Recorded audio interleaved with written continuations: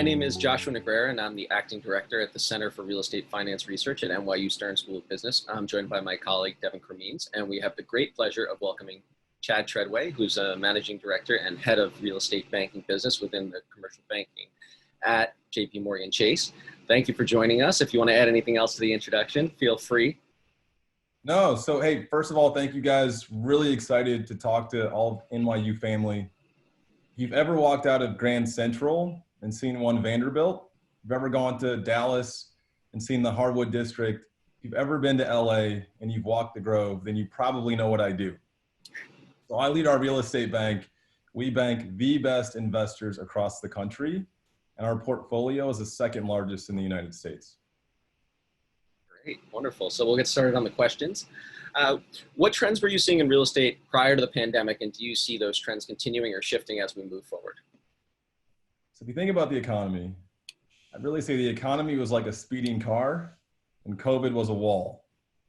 So just to give you a story, let's see, in October, November, December of last year, I went to a number of investor conferences on real estate. And at every single conference, literally, silver-haired economists came up, said, hey, real estate's going to continue to go. I know prices are at all-time highs, but we're still, mid-cycle, and this could go on for 3, 4, 5 years. And at the end of every single one of these conferences, they all said, this time is different.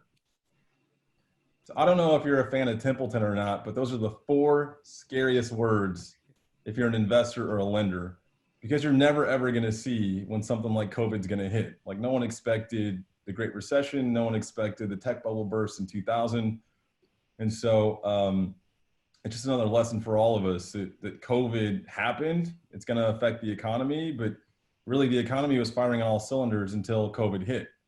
Now imagine this, right? If I would have asked you 90, 100 days ago, could you imagine an economy around the world where nothing was open? Could you imagine hotel occupancy across the world near zero? Could you imagine not being able to go to a restaurant with a loved one, with your parents or with a spouse? Could you imagine wearing literally a plastic face shield? Crazy. So that's really what happened in the economy. It shut everything down. Retail spending went off a cliff. Everyone was worried about the economy, about unemployment, about collections, et cetera. And it really was an amazing reversal. So I like to tell people, imagine driving a car 100 miles an hour down the road and then having a wall hit you. That's really what happened in COVID. Driving 100 miles an hour, nothing's ever going to change. There's the wall. There's the wall. Correct. So Chad, to that point, I think, that wall that kind of the economy is hitting, I think, it might be safe to say that, small and mid-sized landlords are probably getting hit maybe a little bit harder. I know early in your career, you had a lot of experience in workouts with, small to mid-size, specifically multifamily landlords, especially in New York. The political headwinds at the moment are very, tenant friendly with, rent cancellation or rent abatement or different things like that. What would you recommend to landlords who might be in a distressed debt situation or are concerned about their property potentially entering into a distressed debt scenario? Great. So Devin, I'm going to answer this 2 ways. One, for a bunch of students or people that are ex-students of NYU that are trying to figure out what to do in the industry. And then I'll answer this on behalf of what the landlord should do. So the first thing, if you're the landlord, you have to realize is the bank has got more skin in the game than you do. So when you put down your down payment at 20% or 30%, guess what? The bank put in 60 or 70% right alongside you. And the best thing you can do is run to your bank as soon as you have issues, be completely transparent, and build a plan that's proactive to work through it. That's one. So a number of people kind of get paralyzed. Not the time for that. Run to the bank. Now, the second thing that's great is if you're a student that's entering the job market today, or you're someone that's trying to get into banking, now represents pretty much the best time to do it. So it's really counterintuitive, but it's almost like being a soldier where you go to basic training, you do all your drills, you learn how to use, your gun, you're excited to go to war, and then nothing happens. Like now it's wartime. So it's time to take all the things you've learned at NYU and put them into practice.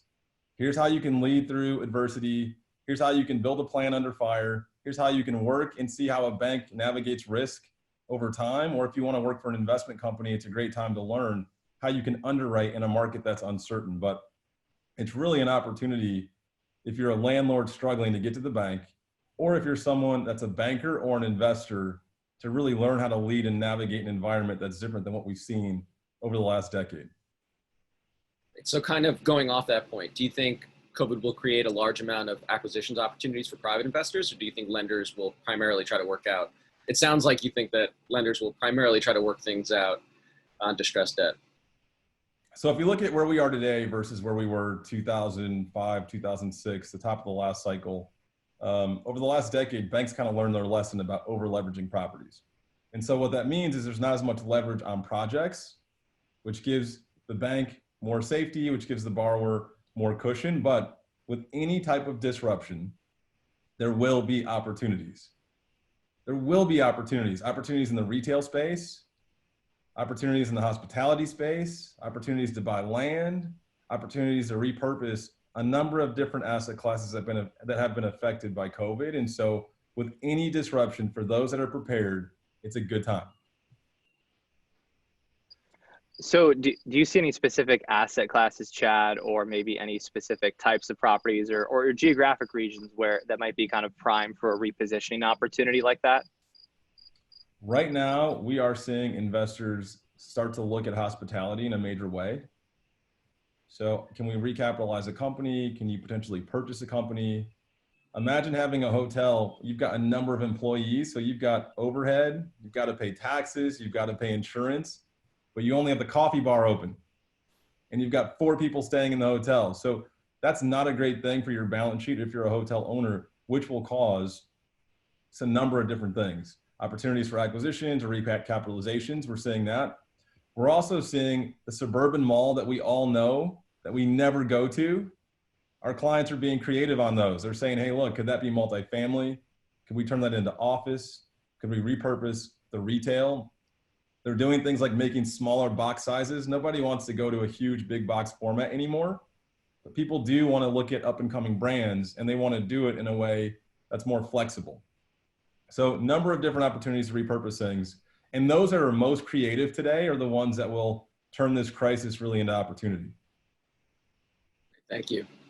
Shifting gears a little bit, how can the real estate community better embrace diversity and inclusion? I know JPMorgan has the Advancing Black Pathways initiative. Is this a model that can be replicated elsewhere? I think so. Again, just to echo back what NYU does, all of you are leaders. If you weren't, you wouldn't be at NYU. JPMorgan feels the same way. It's our goal to lead in every single thing we do. And the biggest thing that we think about is people, right? So the assets that walk in and out of JPMorgan are people every single day. And we said, look, can we come together to help the Black community? Just statistically, from an economic standpoint, a job standpoint, a lending standpoint, it was a community that we felt we should lift up. What I love about it is it's creating opportunities really for everyone, not just the Black community. So if you have more jobs, that's good for everyone. If you have more economic viability, more creativity, more purpose for people, that's better for the whole community. What I love about it is the focus. So I think we can all pick one thing to focus on and really make a difference. And for JPMorgan, it's been great to see our CEO really lead on advancing Black pathways. We also had advancing Black leaders. And then we also have had a number of different cities that we've come alongside to support. So Detroit, Chicago, cities in California as well. And I think it's something really the real estate industry can do, because most people that rent are Black or brown. So what better way to lift up the community than to help in these types of ways? Thanks for that, Chad. And absolutely agree with you there. You know, rising tides definitely lift all boats. To kind of just talk about kind of the banking environment and where we're kind of maybe coming to out of this pandemic, do you see the lending guidelines maybe shifting for opportunistic real estate investments? I know you mentioned you're seeing maybe some opportunities, you know, with the multifamily, with the suburban mall, with those opportunistic business plans. Do you see lending guidelines staying the same, or do you see them shifting in any way? The hard part is, how do you underwrite downside risk today? So you don't really know what's going to happen with vacancies. You don't know what's going to happen with office formats. Even think about it this way. would you feel comfortable in an apartment building going to a pool or a hot tub where there's 6 or 7 other people in there with you? Like, what do you do? And so I think if you're a banker, the hard part is, how do you underwrite properties appropriately in the midst of what I call a falling knife? Like, we don't know how deep COVID's going to go. I read in the news this morning that Nevada and Texas have got infection highs again. And so for us, what we've done is said, look, let's stress all properties, thinking through downside scenarios. Let's make sure we're hyper selective on clients and the projects that we pick.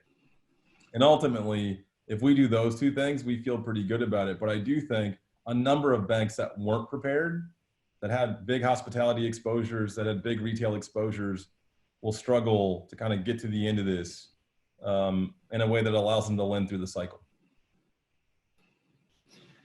The stock market erased all losses in a matter of 53 trading days.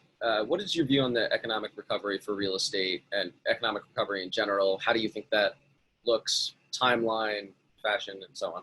So here's a stat that'll blow you away. The government's put over $3 trillion into the economy. Think about that, $3 trillion. And to put that into context for you, that's almost double the annual GDP for Canada. Almost double. In fact, I think there's only 6 countries that have a larger GDP than the money that the government put in to prop up our economy. So right now, the hard part is it's really tough to tell what's going on because there's so much capital in the system supporting the economy. We're really going to know how deep things are in September, October, November, when the capital is over. There's no stimulus. The government's kind of back to normal. That's when I think you'll see more dislocation and disruption in the market. And kind of to that same idea that, we don't really maybe have a good handle on the current situation just because things are so new and so fresh. I know it might be tough to make predictions at this moment, but what would you say would be your outlook on the future of cities in major urban areas? I know there's been, initially when this thing started, there was some concern of, are we going back to the suburbs and that type of thing? Do you feel like that's just kind of a reaction, or that might become maybe a real trend? And how do you see the aftermath of this crisis affecting major urban cities? Emotions drive behavior. So what you're seeing now is a reaction to what's happened with COVID. And if you've gone through COVID and it's right in your face right now, you're saying, look, I'm never living in New York. I'm never going back to San Francisco. I'm never going to do whatever. But 6 months from now, what you'll find is that people end up going back to cities. If you're a young person, you don't want to be in the suburbs with no nightlife, no nightclubs, no restaurants, and no activities. And so I still am a big believer in cities like New York. It's the capital of so many things: fashion, retail, banking, education, right? So I do think there's always going to be a place for major cities. New York is incredibly, incredibly resilient. I think we'll get through this. I think prices will adjust, but I do think there's always going to be a place for a 24-hour city like New York City. Great. Thank you. You are the youngest managing director in the history of JPMorgan Chase. What has contributed to your success, and what would your advice be on how to foster those qualities? This would be more directed towards our students, current students and recent graduates.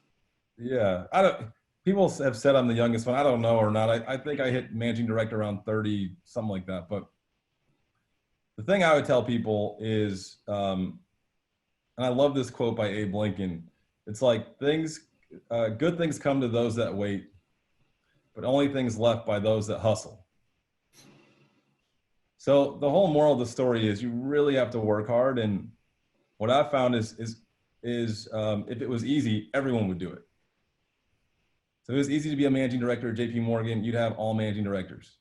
If it was easy to get into higher levels of a company, you'd have a bunch of senior people, but you just don't. And really, for people that are in college, out of college, I don't care where you are in your life, if you work harder than the person next to you and you use 168 hours that you're given in a week better than the person next to you, you will be successful. And it starts today. So I would just encourage every single person to figure out one thing you can do to get better today, and then repeat that every single day for the rest of your life. I'd also say, I don't know if anyone's watched the ESPN show The Last Dance, but the cool thing about that, I'm from Chicago, by the way, so I love Michael Jordan.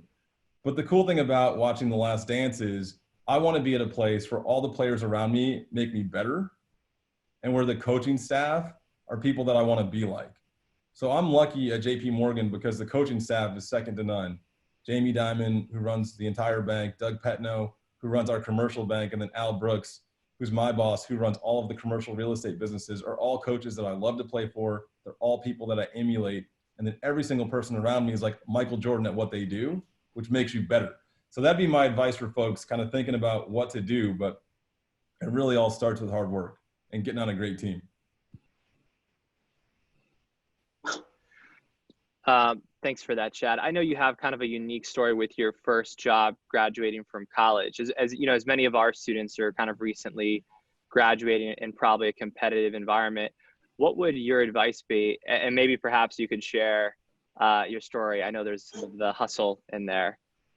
Yeah, I mean, look, I was fortunate. When I grew up, my dad was a pretty amazing guy, and I knew I wanted to be a banker from a very early age. So my dad worked in facilities at a bank, and he would take me with him and say, look, Chad, I don't know what these guys are doing in here.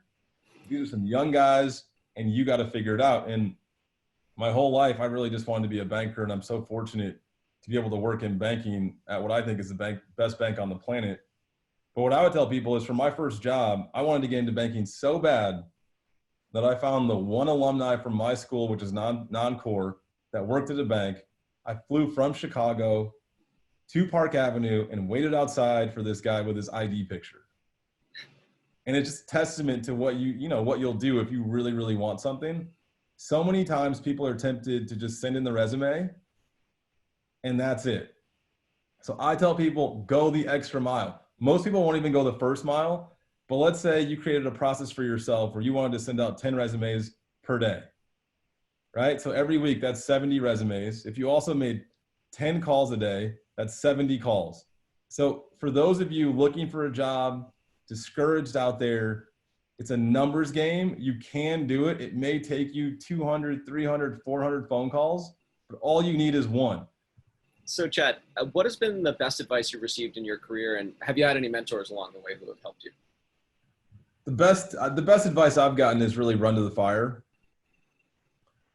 And it's such great advice because typically when things are hard, people just don't want to do them. It's difficult, right? And when you think about what's happening with COVID, or you think about any economic correction, or you think about even just graduating and trying to find a job, it just feels hard. And the best advice that my mentors have given me is it's okay. It's supposed to feel hard. Run to the things that you know you should do, even when you don't want to. And so if you look at my career, where I've really had times of major growth have been in economic crisis. So in 2000, in 2008, and then now COVID, I'm hoping that I'll continue to grow and evolve, but really run to the fire is some of the best advice I think I've gotten. And kind of just focusing on, fostering, developing skills for our students, what books would you recommend that students maybe utilize and read during this time frame? All right, so I'm gonna give you guys 3 books. If you read these 3 books, someone's gonna come and take my job guaranteed, and I'm totally okay with it. So book number 1 is all about focus in your life, and it's called The One Thing by Keller. And the thing that is so great about this book called The One Thing is it talks about your entire life. It helps you think through where you want to end, and it helps you work through all the steps you're going to take throughout your life to be successful based on the way you feel and then based on the uniqueness in you. The second thing is communication is so important. So important. You could have the best ideas on the planet, but if you can't communicate them, you will go nowhere. So the book I love is Your Perfect Presentation by Bill Hoopterp. And Bill's a friend of mine. He is a speech coach to the stars. Highly recommend Your Perfect Presentation. And the third one is Learning to Lead, Ron Williams. I don't care where you look today, we need more leaders. By the way, leaders are learners. So I'm constantly reading all the time. And those would be the 3 books that I would tell any person, whether you're in college, out of college, mid-career or late career, to just pick up and read. These are the 3, for me, the trinity, if you will, of things that'll help you be successful. Great. And first off, I want to thank you. And what are you looking forward to getting back to most? Oh my God. What am I not looking? I'm looking forward to like everything. I think the thing that I'm really most excited about, one, getting back into the office professionally. I love seeing my coworkers. And so we tend to go to coffee all the time and just hang out. I miss that. So doing Zooms, you just don't get that. I can't go grab a coffee and find out how people are doing. And then just personally, my wife and I do date night every Thursday. So for those of you who are married or dating, do the date night. It's our time to just kind of hang out and have fun. And we haven't been able to do those. Like a social distance date night just doesn't really work the same way. But last thing I'll say is, hey, look, Devin and Josh, I love what you guys are doing. The fact that NYU is forward thinking enough to get such great leaders on these calls for everyone who's watching is huge, by the way. I think it's very forward thinking. I think it's really thoughtful. And I've watched some of the other episodes you guys have done and have picked up a lot of things that I can use in my own daily life. So it's an honor to be here. I really appreciate it. And on behalf of JPMorgan, thank you. Thank you very much. We appreciate your time.